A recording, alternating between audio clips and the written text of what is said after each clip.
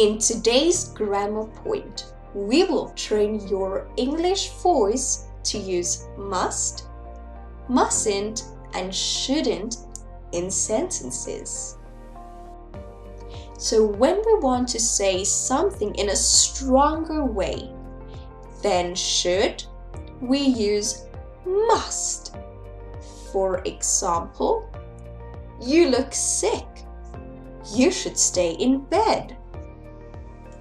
You look very sick. You must see a doctor. Another example, you must go to work. To change should or must to the negative form, we put not after them. Shouldn't or mustn't.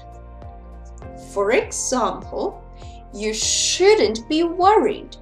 You will get the job as you are the best candidate. You mustn't laugh at someone that is lazy. They will not keep their jobs for very long. So the words shouldn't and mustn't are contractions. Contractions are when we join two words together to become one word.